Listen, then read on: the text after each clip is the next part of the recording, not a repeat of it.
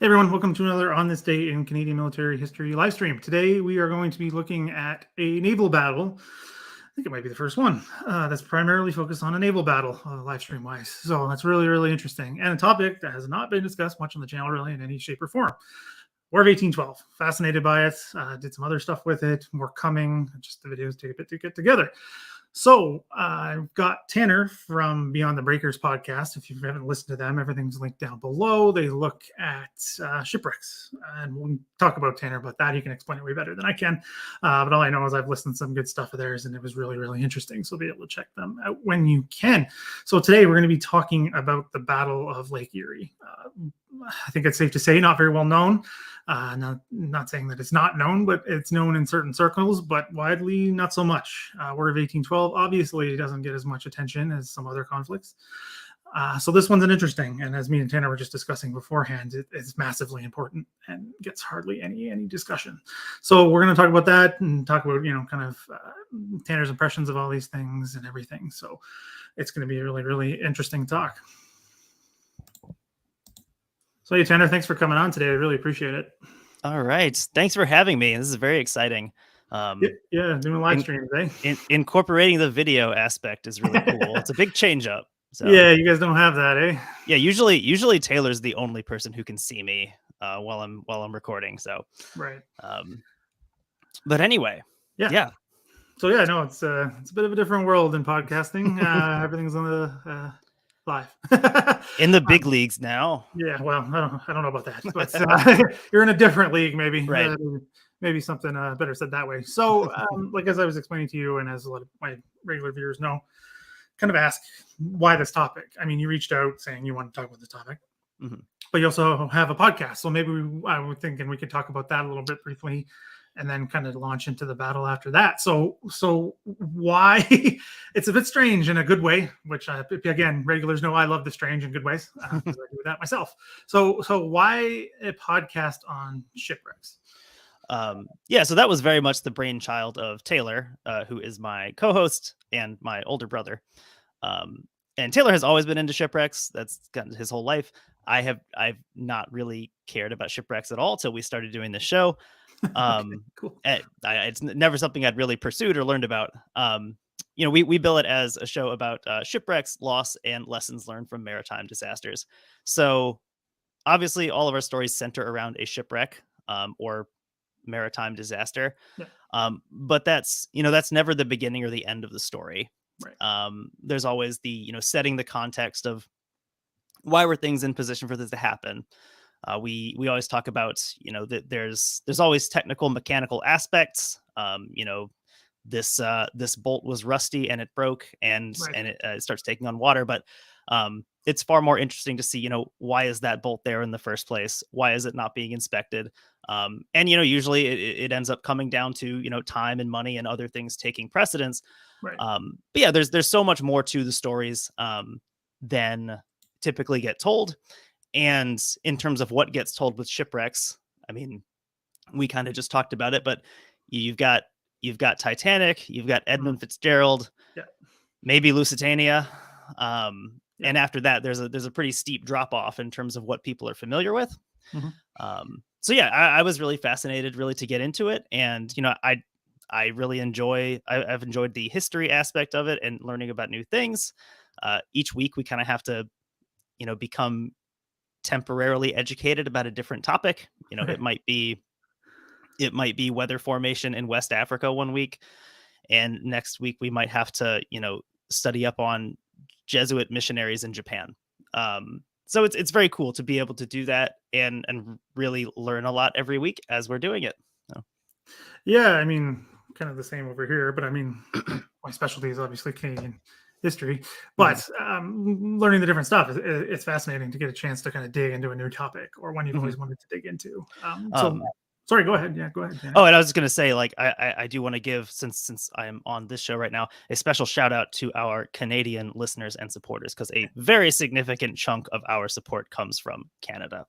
And we greatly appreciate that. So. That's awesome. So one thing I was going to say, but I'll leave that for a second. So that said, we're just talking about learning new things. I'm not going to say that I'm a naval expert, not even by any stretch of the imagination. So getting into this and getting to talk with somebody who works naval things and all things maritime, it's really, really going to be fascinating. But the second thing I was going to say, actually, which is funny, majority of my viewers come from the United States. It's a good trade. That is what the stats say. It is what it is. So, and also we were talking about this before. I'm in Canada, you're in the U.S. Getting to talk about how this war is viewed, right? We might get into that towards the end, but we'll start off talking about the battle itself. So, you said you wanted to talk about it. Just is this something you've always been interested in? Is a new interest because of the podcast? It's in terms of like having any sort of depth of knowledge, and kind of like you said, I'm by no means an expert on anything naval or particularly this battle, but it is something. Once I started reading more in terms of history, the War of 1812 was always kind of an interest to me because we didn't really talk about it in school that much. Right. You know, I think we talked about it maybe for a day in like 5th grade, and that's pretty much it. Yeah. And then, you know, I'm originally from Ohio, and so sort of, you know, as a kid finding out like, oh, there's a Battle of Lake Erie was really interesting. And so yeah, it's kind of been something that has existed sort of in the back of my mind for a while. And then more recently, you know, we do a ton with the Great Lakes, and that's kind of, you know, rekindled that interest in it. So yeah, it's you know, like I think I mentioned this on our last episode when I was, you know, promoting this, saying, you know, we talk about the Great Lakes a ton, but there's basically no reason to talk about combat on the Great Lakes. Right. You know, something that we're also interested in, but they rarely overlap. So yeah, well, I mean, we can get into that, but this battle is kind of the reason why. Yeah, in a lot of long-term ways, right? We can get into that, but again, I'm the same, right? Like I told you, I grew up in London, Ontario, went south of there for a good number of years as well. So Lake Erie was part of my childhood growing up, very close by. So it was always interesting to kind of feel like we didn't have anything historical nearby, right? With the modern focus on everything, like in Europe with Canada, especially. So to hear about a Battle of Lake Erie is fascinating, especially when I was younger, didn't know much details about it. So that said, can you kind of set the scene of how we get to have a clash between the Royal Navy and the U.S. Navy on this inland lake? Yeah, I can do I can do a little mini run through of it, I guess. So I mean, really, like starting with, you know, the outbreak of the war in June of 1812. You know, you've got the commercial disputes, you know, between the U.S. and Britain. Obviously, a big thing leading up to the whole thing is the impressment of American sailors. And then, of course, like kind of on the other side of things, one of the sides that has fascinated me about the whole war is sort of Britain's interaction with the Native Americans, you know, on the Western frontier. And that's really fascinating. We were talking about Tecumseh before we started recording. And there's just so many, you know, big, interesting figures in this war. In terms of getting, you know, closer to the Battle of Lake Erie, a big factor in that is the fall of Detroit in August of 1812. To another one of my, someone that I'm really interested in is Isaac Brock, who's an interesting figure who is sort of cut short a little bit, you know, because he's killed at Queenston Heights in October. And yeah, he's kind of one of those small, like, it's always interesting to find like alternate history moments of like when things could have tipped one way or another. And to me, he's an interesting figure in that, you know, a what if moment. Oh, for sure. But getting into the situation on the lakes is really interesting because, like, you know, at the start of the war, there really is no U.S. presence on the Great Lakes. So the idea of having a battle on them is, I don't know, it seems kind of distant. Like, sorry, I mean, it's so interesting because when those, you know, Britain at the time and United States are at peace, there's no point. There's nowhere to go. Who you're gonna fight? Sorry, go ahead. Oh yeah, so yeah, at the beginning of the war, I think they've got one ship under construction, and that's the Adams. But unfortunately, that is being done in Detroit. And when Detroit's captured, so is this vessel, and it's renamed the Detroit by the British. Very creative. And there's a whole back and forth with those ships being recaptured by the Americans, and the Niagara, I believe, is partially burned. in the process. But anyway, brings us to we've got Isaac Chauncey being the U.S. overall commander of the Great Lakes. And a couple weeks ago, I shared an exchange between him and Perry on Twitter. They have some interesting back and forth. Oh, great, yeah. And so then the process becomes basically having to shift the U.S. fleet over from Lake Ontario to Lake Erie. So a lot of challenges there, kind of going against the current, as it were, and then of course having to avoid British forces on the lake. And there's kind of a really cool sequence where, as the U.S. ships are entering Lake Erie, in very foggy conditions, very difficult to see, and it's pretty much just by chance that they avoid being intercepted by the British fleet. And there's cool eyewitness accounts, at least. I don't know if these are accurate or not, but they're anecdotal. That the fog is so heavy that the fleets, they're relatively close, but they can't see each other, but they're both visible at the same time from shore. So this is a very, very close cut thing to even allow the U.S. Ships to get to eventually where they're going to be. Skipping ahead a little bit, I'm just going to jump to my segment here to the battle itself. Yeah. There's a lot of great articles I was able to find. I don't know if you have a way to share those, but I don't know, get those to you if possible. Yeah, just send me it after and I can link them down below. For sure. So anyway, getting to the battle itself, it's kind of interesting in that, like, this is kind of seen as, the big pivotal battle, but it's not that big. Like, no. It's a relatively small battle as naval engagements go. Yeah, so it's kind of everything happening on a small scale, which is good because I'm not a huge reader or aficionado of naval combat in general, and naval combat always strikes me as particularly chaotic and sort of hard to keep organized in my head in terms of what's happening. How do you even draw this up? But this is good. This is kind of like, this is like the Little Tyke version of it. You have a manageable number of ships. You can keep track of who's where. It's okay. Yeah. No, I get what you mean for sure. Yeah. Mm-hmm. So yeah, the cool thing here, I think that's fascinating, is sort of the different emphasis that each fleet has. The British have the advantage in long guns, but when it comes to overall firepower, the U.S. have a definite advantage. And that's kind of cool in terms of how it affects the strategy, because the U.S. are basically trying to turn this into a fist fight and bring this in as close as possible and bring all these guns to bear. And that plays in, obviously, to the tactics involved in setting it up. The opening of it is interesting. There's I think the most interesting figure in the battle, instead of Perry, is actually Elliot, who's his second in command. Right. A lot of drama, I guess we'll say, after the fact involving him. He's kind of intended to lead the vanguard into battle. And, upon seeing how the British fleet is laid out, Perry sort of kicks him back and says, no, I'm taking the lead here so that he can match up with the ship that he's supposed to be matching up with. Anyway, where was I? Oh, we're getting into battle here. So here I think is a really cool scene. You've got, Perry himself in the lead, leading his people into battle.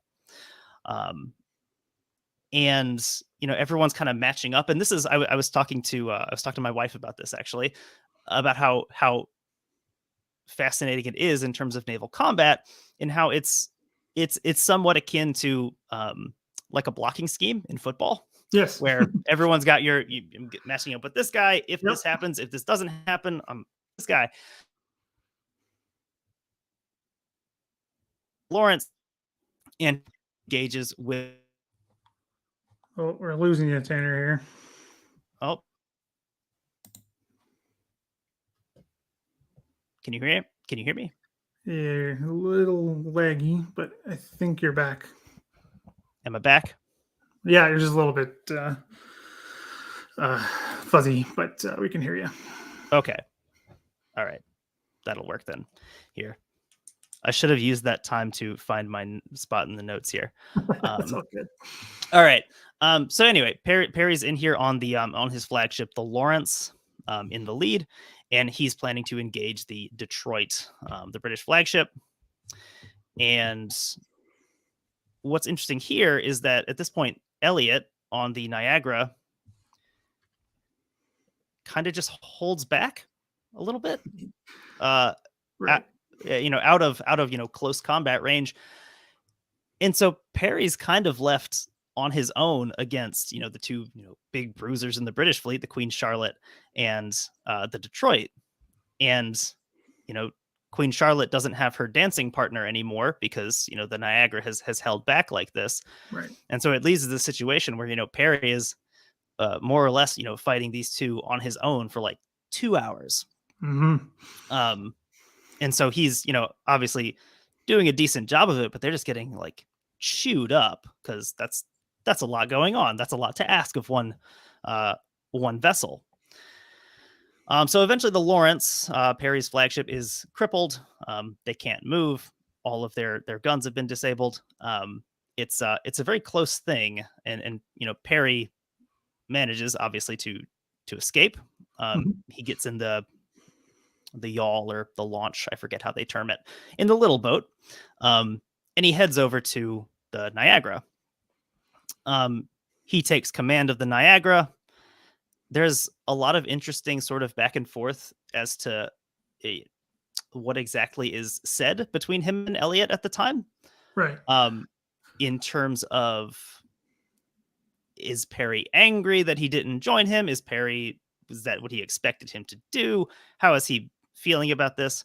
Anyway, Elliot is dispatched to head to the back and bring up some of the other smaller ships that are lagging behind. Kind of the upshot of this, holding the Niagara out of combat, whether that's what Perry wanted or not, sort of the upside here is it kind of functions as a reserve almost. You have Right. this ship that's basically untouched after these have been tearing each other apart for several hours, and kind of able to come in and mop up essentially. The Detroit and the Queen Charlotte, they get tangled together. That obviously is not a good thing for ships to do if they want to maneuver. Yeah, so I mean that doesn't totally end it. You've got the smaller ships also involved, but really, overall, it comes down to this kind of 2-on-2 fight between the larger ships. Yeah, so I mean that's my quick and dirty rundown of it, I guess. Yeah. No, that's good. That's pretty much what it is, and then the Brits basically surrender. Right. Yeah. Yeah, it's that's the weird thing here. We're so used to talking about shipwrecks. I'm not used to situations where all the ships stay afloat. Yeah, which is really, really interesting. Maybe we can get into that in a bit, but yeah, it's a really interesting part. I just basically have questions for you in terms of all of this, and in terms of the development too. If we can go back a little bit, Sure. in terms of the location. I don't know. Hopefully, maybe you do. You said you're from Ohio, so I don't know the North Shore of Ohio very well. I've been there a bit, like Cleveland and Sandusky. Yeah. I don't know it that well. But that said, it just kind of trying to picture this, right? Because you can usually get an idea, or it's just open ocean, right? So again, I'm just so fascinated because Lake Erie is the smallest Great Lake, but it's still massive. Right. So just kind of what was the U.S. strategy in doing this? Why were they trying to set up on that side? Was it just for control of the lake? Were they trying to take advantage of the positioning of the British? Yeah, so all of it kind of the overall strategy being trying to open up an avenue to access Canada. You've got Detroit, obviously they've been cut off from that. And in terms of like the islands there, if you look at the islands north of Sandusky, you've got the Bass Islands there, Kelly's Island. We actually just talked about that on our most recent episode of Beyond the Breakers. So you've got those little islands there that can really function as pretty good staging areas. Okay. To sort of threaten the British in the western Lake Erie region. Right. And one thing in particular, again, this is where my expertise will completely stop, especially in the kind of the age of sail. Right. Where they go, right? The Put in Bay, which I think is a Mhm. very interesting name, has Right. kind of a natural protection Mhm. in a way. I wonder if you could talk about that first and kind of what that means for Yeah. the U.S. using that as the position that they did. Yeah, I mean, there's actually some really great photo diagrams online that kind of show not just the map, but in real time, kind of what this looks like um, in terms of the time. So you've got the U.S. coming out from their more protected harbor early in the morning, or Yeah, not early in the morning, but in the morning, yeah, um, to engage the British in open water. Also, this is kind of a situation where the the British are more or less forced into this, whereas okay. the US are kind of like knowing that they have to do this and sort of waiting for the best time to spring this trap. Again, I'm no naval history person. That's my very granular minimal understanding of this. Yeah. Um but yeah. Yeah, well, because the one thing that struck me about the position that is taken, especially by Perry, is the sandbars. Mhm. That to me is fascinating. That because I don't know too much about the age of sail, to be Mhm. honest, in terms of how this all works, um, and now how that's a natural protection, right? I think it says only like 10 feet of water or something at its deepest. Right. Um, does that play into the thinking of that? Is that why they go there, and how does that play into the strategy here? What the U.S. is trying to do?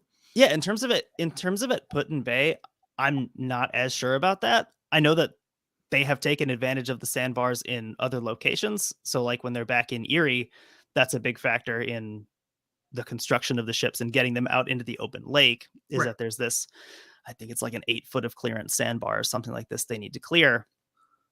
And this is all while you've got, British ships prowling out in the lake. right. Not ideal for, shifting a large vessel over this thing. So yeah, I don't have a great answer for you there in terms of tactics or strategy behind that. But I know they've used those sort of as protected harbors in other portions of the lakes. Yeah, because that's kind of coming back to what I want to talk about for Ohio, right? Because there's just, Mhm. and the same goes for the North Shore of Lake Erie. There's just not a lot of protection, Mhm. hardly any real natural harbors, really at all. Right. Don't really exist. Um, yeah, it's that comes up quite a bit in the show in that there's obviously a lot of big, ports and such on the Great Lakes, but it's like even some of those, like they're tough to get into, Yeah, especially in the conditions we talk about. It's like even reaching some of these, safe harbors, there's no guarantee that it's going to be easy to get into. So right. yeah, there's a lot of that happening. Yeah, because they're open, Yeah. but also the storms are can Hmm. be brutal. Right. So that obviously plays into this.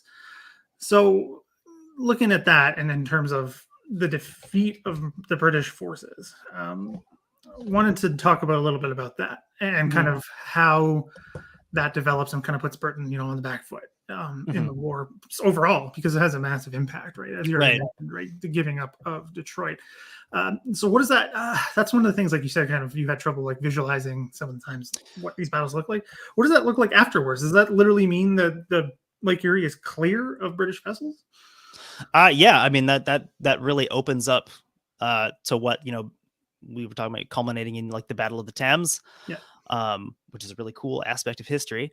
But yeah, I mean, it's kind of like we said, at the beginning, there's not much on the lakes to begin with. And now you've got this eh, small but climactic battle where, it's just, what is it, 6 vessels?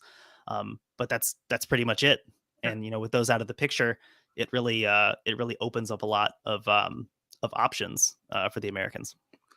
Yeah, I mean, they don't really. Again, I could be wrong, and this could be the Canadian perspective, but they don't seem to take as much of advantage of it as they could. No, and that's one of the really fascinating things is, about the War of 1812 in that like it kind of looked at from like the biggest picture. If you're looking at it at the time of like the fledgling baby United States versus like Great Britain, Yeah, it's like, well, of course this is not an equal fight. But then if you kind of like zoom in a little bit, it's like, well, it looks like the US like could have cleaned up a little bit more, and they kind of underperformed, in terms of the disparity in manpower, Yeah. regular and irregular that was available. Yeah, I mean it's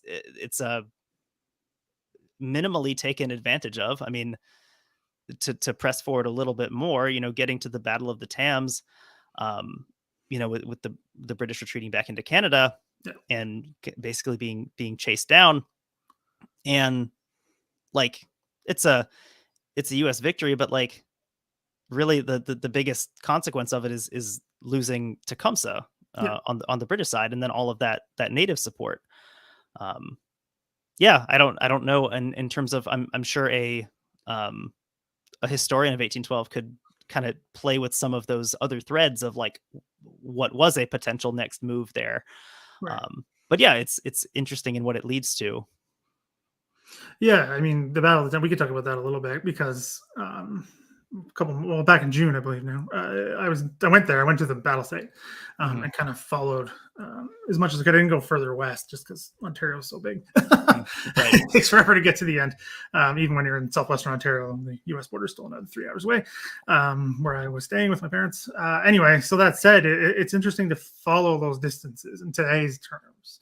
And Mhm. this is something I'm also thinking about the naval aspects of all of this. These are big distances that still today, but even back then, they're more difficult. In any kind of research in this, have you seen anything in those articles? They talk about the experience of those who fought it all. I mean, you did that thread a little bit about the sailors. Could you talk a little bit about kind of their experience if you came across anything or what it's like Well, on these ships at all? yeah, one of the most interesting aspects that I came across in kind of reading up to prep for this was kind of the nature of the US really needing to throw together pretty much anything they had in terms of manning these vessels. Right. That's the thing I shared a couple weeks ago was, Perry writing to Isaac Chauncey to complain about the people he's being sent. Um, he does have a complaint about the color of their skin, that Yeah. but he's also complaining about the fact that, these are just soldiers you're sending me. You're not sending me, you don't have any sailors for me, no one that I don't have to, train. So you've got people coming from as far afield as like Tennessee and Kentucky to come up and serve on the Great Lakes. You've got some riflemen of the backwoods of Kentucky coming up, and he's being told, hey, you want to be a Marine? And yeah, like throwing on these ships, and they're fighting at the Battle of Lake Erie. In some of the sources there, some of those types of people are credited with, why is there such a high attrition rate among the British commanding officers? Because I think throughout the course of the battle, I think every British vessel ended up being commanded by either the second in command or even lower, Yeah. just due to the enormous casualty rate among the officers. Um, but yeah, it's interesting how that came together, having to sort of grasp for, and really make this more than just a regional conflict, Right. taking people from all these places, and for many of them seeing places that, I don't know, they probably never thought they would see. Yeah. The lovely Lake Erie in September. Yeah, exactly. So one thing I was reading, because I was obviously doing my own kind of digging this afternoon a little bit, and hopefully you can talk about this just really briefly. But I was reading too about the staffing issues, manpower issues. Hmm. I mean that for those in the know, it's a pretty well known part of this war that the U.S. has a few problems with the forces that they've brought Right. to bear, but also because reading about that, some of them came from the East Coast, some of them were sailors. Hmm. Can you tell us like how that impacts the East Coast as well? Do you have anything going on there with that as well? Well, I mean, I guess the only thing that I can really speak to regarding the East Coast in terms of the sailing aspect of it is that was, kind of where everyone wanted the action to be and wanted to be taking part in it. Even Perry, he had kind of been holding out hope for an Atlantic command, wanting to, do something out on the high seas, and he kind of takes Lake Erie as his consolation prize. But yeah, I mean, in terms of the manpower, in terms of that, I don't have much for you there, unfortunately. Yeah. Yeah, it's just because I was reading about it again because I don't know too much, but I just know there was naval raids on the East Coast. I was reading about one where they destroyed one of the foundries, which was really interesting because you talk about the issue with the guns, right? The British have the better long range guns, but the Mm-hmm. Americans have more more guns, period, Hmm. able to kind of get in close. And I think that has a lot to do, Hmm. again, Yeah. with how this battle goes, which is so interesting because Perry seems like an interesting individual based on his actions at this battle and his kind of decision making to get in. Hmm. Basically, I don't know how else to describe it. Getting in as close as possible and kind of Right. slugging it out. Um, yeah, I had read. I think it was it David Skaggs? I know he's one of the. Is that his name? Yeah, David Curtis Skaggs. I read several by him. Anyway, he was kind of laying out sort of the scenarios and kind of putting it in the perspective of like, yeah, it's it's the U.S. Navy defeating the Royal Navy, but it's very much like the Royal Navy. Um, it's not the same thing that you'd be Right. dealing with elsewhere. Um, but anyway, he was talking about where was my thread? Where was I going with that? Perry. Uh, yes. Um, but anyway, he was talking about Perry's kind of an interesting figure in that like he's famous for this. I mean, to a certain To a subset degree. of people. Yeah. Um, but aside from that, like his career is extremely like not noticeable. Mm, Before this, he doesn't have a ton of experience. okay. It's like one of the things that kind of contributes to Elliot's maybe his problems with him is that he kind of feels like why is Perry getting this command instead of me? Um, Okay. and and then after the war, I mean he has like a diplomatic post to Venezuela, and then he gets sick and dies um, Oh, in like 1819. Um, so he doesn't really have time to do much else and kind of show what else he can do. So he's kind of a uh, I don't know if ephemeral is the right word for it. That's probably the wrong word. But anyway, he's an interesting figure, and he has this like burst of notoriety, and he sort of disappears after that. And it's one of those kind of interesting parts of history. yeah, and it seems I don't know. It seems because nothing in history is preordained, right? But Right. as we all know, but how I was going to frame that is in terms of again the Great Lakes at the time, right? Not accessible. They're not accessible this part anyway, really Mhm. from ocean. Not definitely not for ocean going vessels. These are literally being built Mhm. on these lakes, which to me is utterly fascinating to think about. Um, these warships. I mean, they're some of them are larger than the others, Mhm. but being built in this time and these locations, because like you said earlier, you don't think of the Great Lakes in military senses really Mhm. at all. Um, that triggered something I was thinking of is Yeah, go yeah for it. is thinking of talking about the Great Lakes, and now it's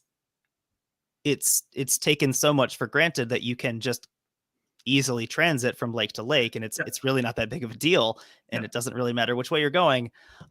And yeah, at the time here, even the fact that some of those vessels that they didn't construct on Lake Erie and did bring from Lake Ontario, yeah, and just like the massive amount of effort that had to go into that yeah, um, is really it's really impressive for the time.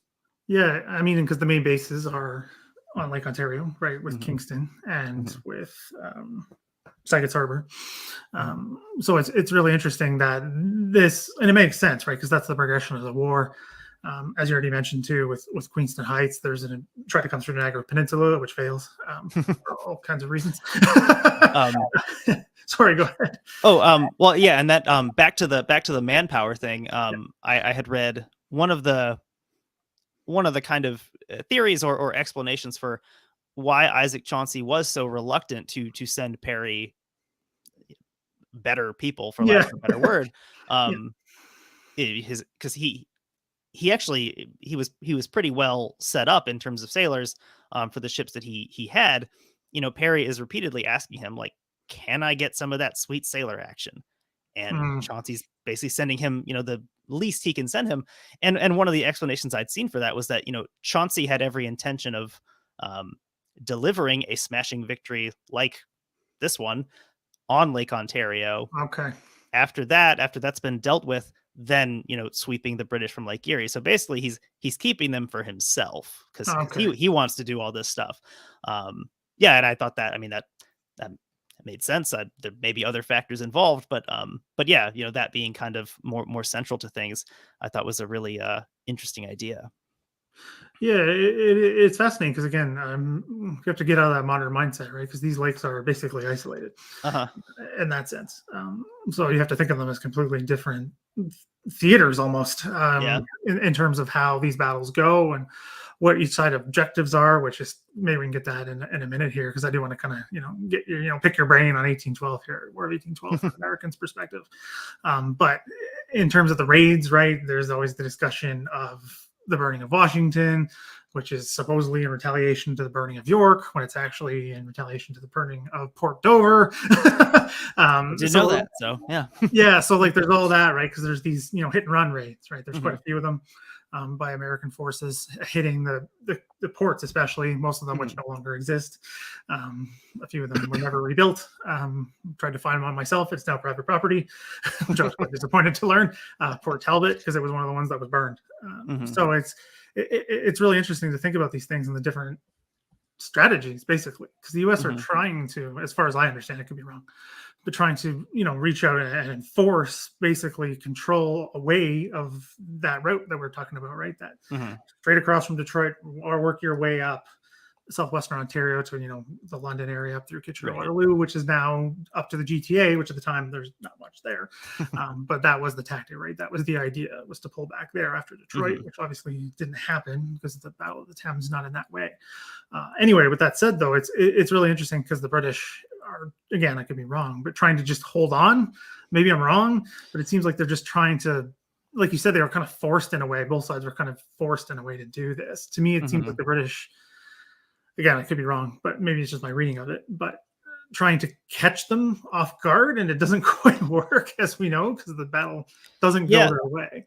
I will say, like, on a grander sense, I will say the little bit that the War of 1812 is even discussed, it is very much presented as poor little us. Britain is picking on us, so we had to fight them off. And we did it very successfully, and there were no problems. Which is not how it went down.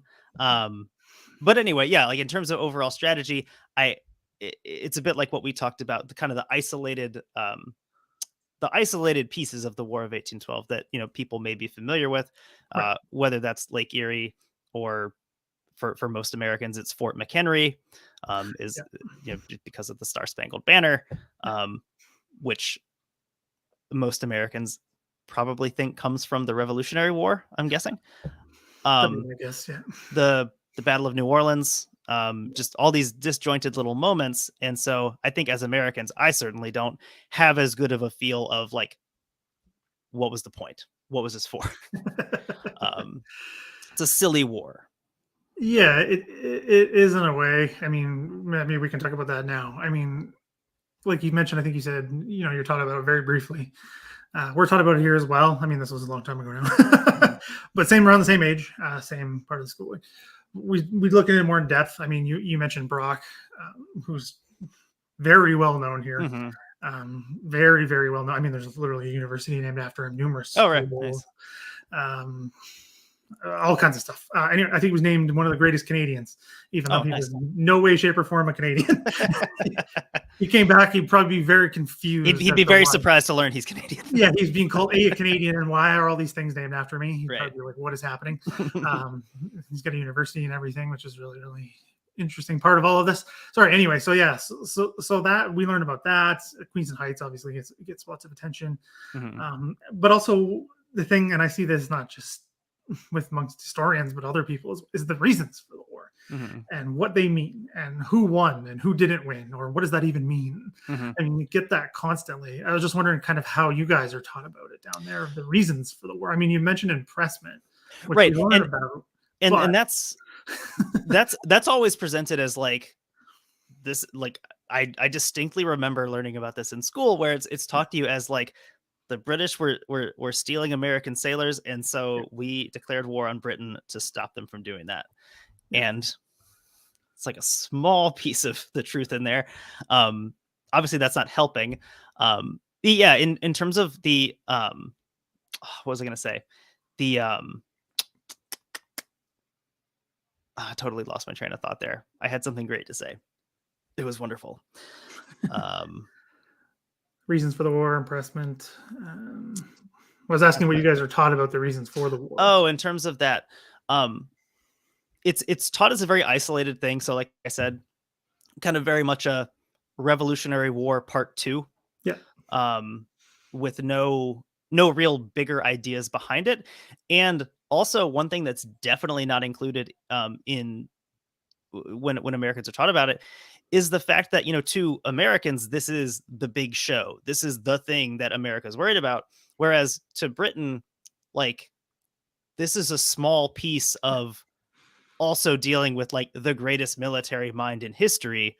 Having to deal with Napoleon at the same time, and then you've also got this little flare up over here in North America. Yeah. So yeah, that whole context for the War of 1812 is, I would say, entirely not included in what we kind of learn about it. We learn about it essentially as a draw, but one where we held our own against the world's superpower. Yeah. Despite having our capital burned down. Well, that's But it happens. that happens. That was happened to the Russians too multiple times. Exactly. Yeah, that was that was the parallel I was going to make. Yeah, that happened quite a lot around that time. At about the same time. Yeah. Yeah, pretty much. A couple years apart. Anyway, so that being said, I think it's really interesting because we learn about the impressment, but we also learn that the U.S. just basically wanted to conquer Canada, which is not wrong. This is all recorded, right, in discussions in Congress. I mean, what is it? Jefferson says it's a mere matter of marching. Yeah, right. We learned about the Warhawk party of all of this and everything going on, and those pushing for war with Britain. Kind of like any war that you learn about in school. No aspect of American aggression is taught at all. In that, but you mentioned like the the Warhawks in Congress and things. That is an interesting thing from the political side, and also from the military side, is the people who kind of get their start at this time. Yes, because this is right when like Henry Clay is getting into Congress, who is like going to be a massive name and dominating Congress for a while, and he's kind of young, fresh faced, agitating for war. You've got him in Congress. You've got people like Winfield Scott, which is cool because you see him later in the Mexican War, even like in the opening weeks of the Civil War. He's captured during the war by British. He had some fun in the war, but so like all these kind of figures, who sort of their names, but they come up later for most Americans, I would say. Yeah, I mean, well, the Civil War looms large, right? It's kind of a big deal. Yeah, so that one looms really, really large, and doesn't loom as large here as I think it should. But that's another discussion for another time. But with that said, though, with 1812, again about the U.S. aggression, and not to keep bringing it up, but one thing I did want to connect, right, is the manpower issues. Also, you mentioning things like people coming from quite far away, especially at the time period, right? Kentucky, Tennessee, that's far from the U.S. Canadian border. Still kind of is. If you've ever driven it, it's not exactly close. Yeah. But in terms of that, it seems so ad hocly planned, and it is. It's just so poorly planned. They have the advantage, and they don't use it. And it seems like they kind of went in thinking this was going to be easy because the British were basically distracted almost completely by Napoleon, obviously. Right. In a sense, like you said, the military mind is one of the best. So that, in a sense, it feels like the ball is dropped. And one of the things I want to talk about is, again, kind of the casus belli of the war, right? We hear from U.S. sources, it's about impressment. It's about, naval rights and neutral shipping rights. Up here, we're like, you tried to conquer Canada. Right. It's kind of like, and then I've heard people literally argue with me, like, U.S. won the War of 1812 because that stuff stopped. And I went, you didn't conquer us despite coming through 3 times, right, and losing to yourself, basically, from disease, lack of supply, troops literally refusing to cross the border. And going home when the term was over. Yeah, it's. I think by this point, certainly by now, by the year 2022, we've learned that trying to invade Canada hasn't worked out. Probably won't try again. Probably not. But yeah, that's very funny because like that's obviously an element that has come with my reading, but even I guess I had very good teachers hammering this into me because the idea of like the U.S. aggression part of it, it is one of those things. Where it's like, oh yeah, that was part of it too. It wasn't just because they were being mean to our sailors. Yeah. Yeah. The other, actually, one of the interesting places that I visited that added a new dimension to the War of 1812 for me was, we drive quite a bit between Wisconsin and Ohio because that's where like my whole family lives, Taylor included. And driving through Indiana, you drive right past the Tippecanoe battlefield. Yes. And I've driven past it numerous times. And then for the first time a couple of years ago, we stopped and we visited. And that was great in terms of contextualizing kind of some of the lead up to 1812 and Tecumseh's Confederacy, and kind of what a big blow Tippecanoe is to that.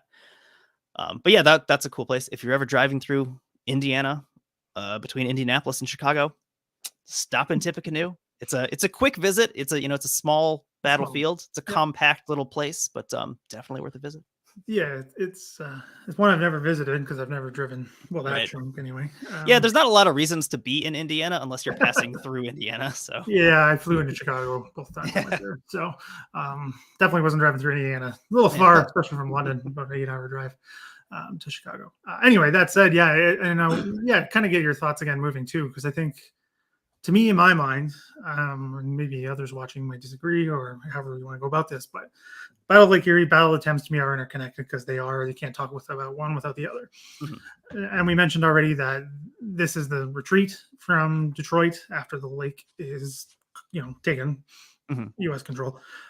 They give up Detroit. Tecumseh doesn't want to give up Detroit, but Proctor does, the British commander, and leading to the fight at the Thames, which is now literally in the middle of pretty much nothing, as farm fields as Southern Ontario goes. We got a whole lot of nothing, just empty nothing. Farm fields, a lot of corn. This is no different. But that said, it's interesting, and I wanted to speak about this a little bit, especially from your perspective, because I was doing some research on Battle of the Thames because I went there, and I'm slowly putting together a video. It's very difficult because I'm just running time constraints. Is how it's perceived in the United States. At the time, the death of Tecumseh is huge. It's discussed by everybody, and it is seen as a very, very good thing. Tecumseh was a problem. Right. He had to go. Yeah, I mean, that's Tecumseh's a figure that I don't know if he's discussed more or differently in Canada. But again, he's the kind of person that maybe you learn about once in school, and that's kind of it. So yeah, I mean, definitely the more I read up on the War of 1812, he kind of just looms larger and larger and larger. Oh yeah. The more that you get a sense for that, and seeing, what a big, like you said, a big problem that this posed for the United States. This big united Confederacy. Yeah, so it's again, we talked about like pivot points in history, and that's got to be a massive one. Is the death of Tecumseh. Well, I mean, I can only imagine if he had lived, if him and both Brock had lived, how things would have gone. Right. I mean, they weren't like, BFF by any means. People think they were, but they I know they only met a handful of times. They only spoke very briefly.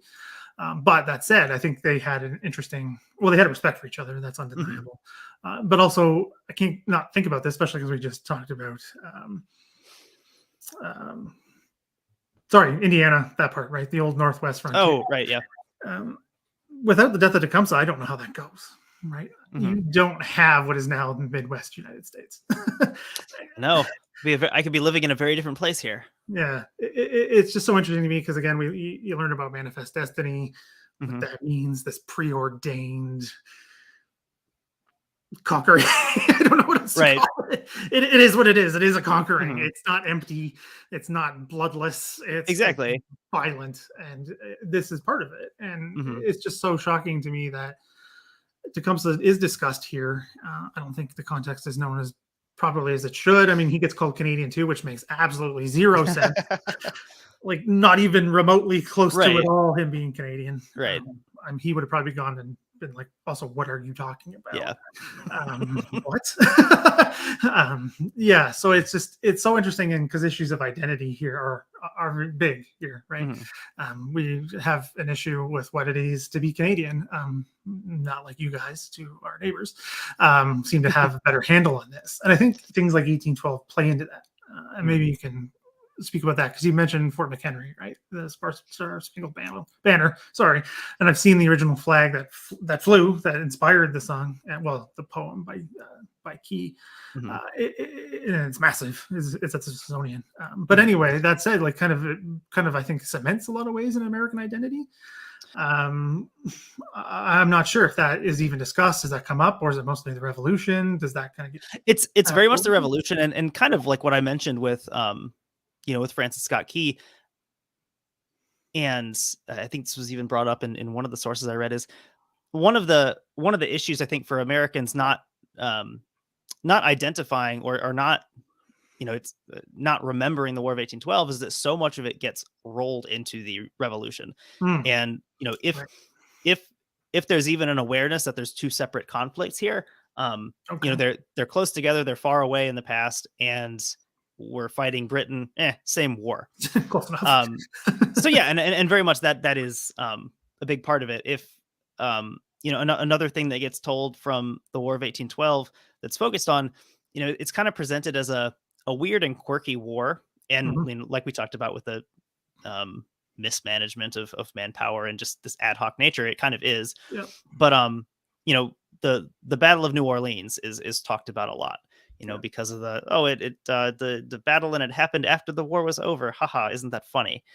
And obviously we talked about origin stories, and that's kind of Andrew Jackson's, big coming out party on the American main historical stage. Yep. For better or for worse. I'd say for worse. What? I think most modern Americans probably would. I hope. I don't know though. Yeah. Different topic. Yeah. But yeah, so like those different moments, I'm gonna speak for all Americans here. I'll say that in general, there's no real cohesion to that. And I think very much the Revolution is the thing that we kind of see as forging the American identity. And there's that kind of like long darkness between that and the Civil War. Okay. Where 1812 kind of it doesn't really get discussed. In my experience, it's not something that I've had I can't say that I've ever had a conversation about it with anyone, except for maybe my brother. Yeah, I don't know. It's I think to the extent that Americans are familiar with, American history, right. Very much the Civil War, obviously that's unavoidable. Yep. The Revolution, but even with the Revolution, it's we talk about the Continental Congress, we talk about Bunker Hill, and then it's kind of like fast forward to Yorktown, and that's it. I mean, and there's a ton of stuff. You've got even stuff like the Battle of Saratoga was very important, but it gets folded in with the rest of them. So yeah, 1812 is really fascinating in that sense.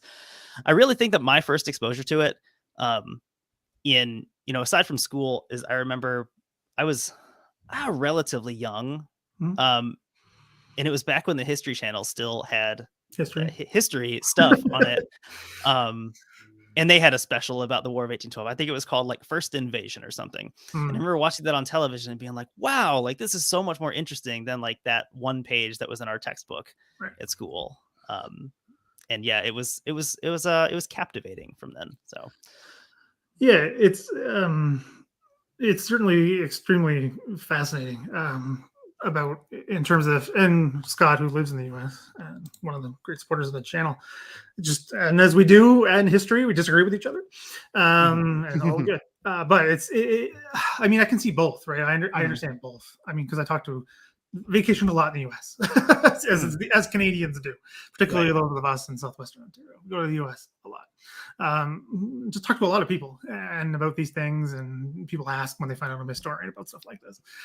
So I've seen both perspectives, to be honest. Right. As a continuation, people still get kind of angry about it. That that they were taking our sailors to fight Napoleon, and I went, okay, technically that's true. They're taking everybody to fight Napoleon. It wasn't just you guys. But in terms of that, right, and what they remember and all of that, it's a fascinating thing. So I mean, again, that's what I mean. This conflict is so interesting to me because you're never going to get one opinion on it. Right? Oh yeah, you're sure. Never going to get one idea to see how this goes. It's like a good story. There can't just be one solid opinion about it. You gotta. That's what makes it fun to discuss. Oh yeah, I mean, especially this stuff. And another thing too is an interesting way to put this. And Susan, another supporter of the channel, talking about tour group, right? Which would be fascinating because there are tons of them, right? Tons of places to go. Sorry, I mean, there's everything from, like I said, the Battle of Thames in the middle of nothing, farm fields. You have Lundy's Lane, which is right near Niagara Falls, literally right near all the kitschy touristy crap. Right. To Baltimore, New Orleans, DC is technically a battlefield from the war. Yeah. Yeah. I guess in terms of thinking on my own, I guess the only 1812 battlefield I would have been to is Fort McHenry. Yeah, I'm sure you're not the only one. Back when I was little. But yeah, definitely cool places. I think the extent of my battlefield visits is almost entirely Civil War, because there's a fair amount of those to get to. Well, you go to those and sometimes you don't even realize it is a Civil War battlefield because right. I mean, most impressive either Gettysburg or Shiloh. Least impressive Tupelo. So there's not much there. I haven't been to any really, and outside Antietam, that was about it for me. But yeah, that's a whole other thing. Right. Kind of about the scope of the channel here. But I loved it. I love talking about the American Civil War just for all kinds of reasons. It's a fascinating one. But kind of one of the things I wanted to finish up here and getting it back to the podcast, which again I've linked down below so you guys can check it out afterwards. I recommend the Evans Fitzgerald episodes. It's a bit cliche, but it's cliche for a reason. And it's a fascinating story. It's a good start. It's a good place to go. I can't not think about that one. Anyway, that said, you mentioned earlier that there's not much to talk about militarily in terms of the Great Lakes. I think the Battle of Lake Erie is the reason why. One of the agreements afterwards, right, 1812, is to demilitarize the Great Lakes in a lot of ways. I mean, I know there are naval stations on the Great Lakes before anybody jumps at me. I know that. I had to ask that one time. Taylor was mentioning a story and he mentioned a submarine. I was like, why is there a submarine on the Great Lakes? But yeah, back to your point. Sorry. Right. And I just want to talk about that in terms of kind of that, what you guys have talked about in this. I'm just kind of interested to pick your brain on that, kind of moving past this war and what that has meant for particularly the US. I mean, it doesn't really come up here in Canada that much. It probably should. But anyway, like there's not agreement until the Second World War to change that. World War II, sorry, American viewers, to change that agreement, right? So that they can train basically on the Great Lakes away from the U-boats. So does that come up? Have you guys come up with that a lot, or you guys focus mostly on the civilian stuff? Or? We focus, I mean, at least in the Great Lakes, everything I believe has been civilian. The only exception would be when we have to bring in, Coast Guard assets, things like that, to talk about some of these wrecks. We have covered military vessels in other areas, but yeah, the Great Lakes we've stuck to kind of your kind of as you'd expect, your ore carriers, your bulk freighters, steamboats. I like steamboats. I think steamboats are really cool. I wouldn't want to ride on one because they're dangerous and they explode. But yeah, I think they're fascinating. And again, like I'm new to really being interested in anything maritime, but just in the process of the show, Taylor has a deeper reservoir of knowledge on these things. He can pull up, this is a wreck that it wrecked off of Isle Royale in 1912, whatever. Whereas I need to put in a little bit more effort to find these stories and to learn about them. But but yeah, it's been a fun process, and it's really deepened my appreciation for the region. We spend, we don't exclusively cover the Great Lakes, but we spend a fair amount of time in them. I would say probably every fourth or fifth episode is probably in the Great Lakes. Right. And yeah, just as a region, both the US and Canada, it's really deepened my appreciation for the culture. And like, yes, like this about the animosity. Oh, you're breaking up on us again. Yeah. I need a second to connect back. Am I back? I can hear you. All right. Can't see me? There, you're back. All right, go. Oh, there we go. All right. Go. Fair enough. Go. All right. My big final speech. Yeah, in terms of the culture, the appreciation for the region, yeah, it's very cool to see that sort of cross-border unity with a lot of these ships. You've got crews that are part Canadian, part US. Visiting all these different ports. It's very cool. Sorry to jump in, but it's the same. I mean, I don't live in the Great Lakes region anymore. I mean, I grew up there. I didn't move until I was 20, whatever I was, 20 something. I moved up to Ottawa for my PhD, where I am currently. And two, I think sometimes, you got to move away from what you grew up in to appreciate it a little bit better. So getting to appreciate that maritime history, the 1812 stuff, even more things like way outside the scope of today, but the Fenian raids, like that stuff is so fascinating. So cool. It's so fascinating. I want to do more with that when I get more time. But it's just such another fascinating U.S.-Canadian connection that we can kind of, it's one of those historical moments we can chuckle about now. At the time, the Canadian government was terrified. But you know what I mean? Like, that's why I wanted to have you on too, is to talk about this, how things have changed in the last 200 years, but these things have morphed. And actually, before we do sign off, we have a question. And if you don't know, I don't know much about this monument, unfortunately, but the Perry Peace Monument. I don't know anything, but if you do, that'd be awesome. I actually texted my mom a couple days ago, and I was like, Mom, do you have the picture of you by the monument? Because I know that they visited the site. Like this was probably 25 years ago, and I swear one time I was at their house. I was flipping through a photo album, and I saw it. I know it's there. I know she has it, and I don't think she was able to find it. But no, in terms of what I know about it, no. But I do know that there is a picture of my mom and or other members of my family near it.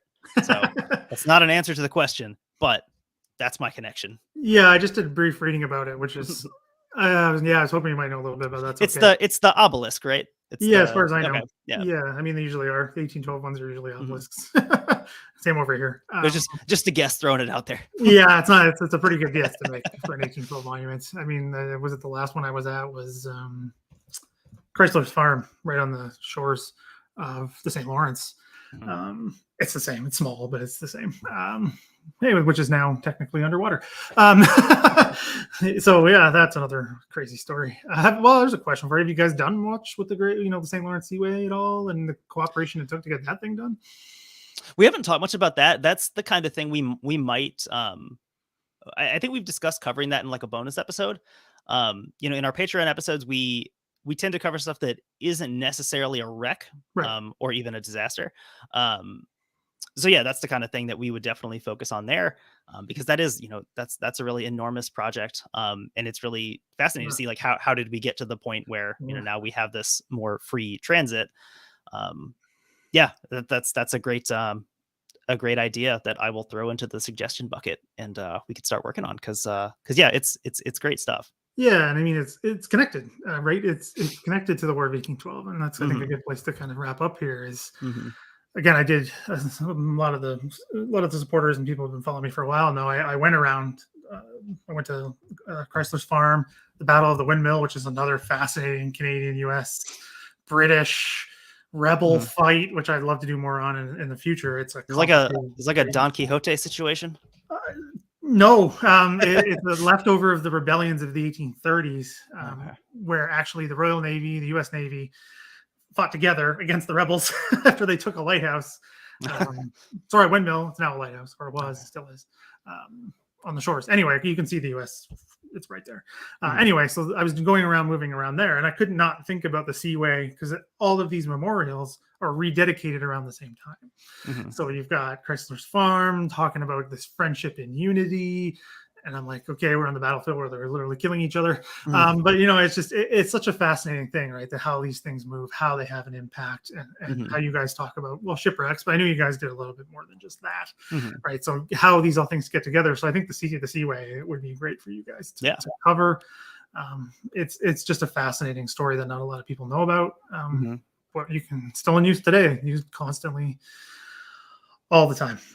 Anyway, you can see it when you go to these places, particularly the Battle of the Windmill, which is super fascinating. And you put that in, Animal Farm comes up inevitably.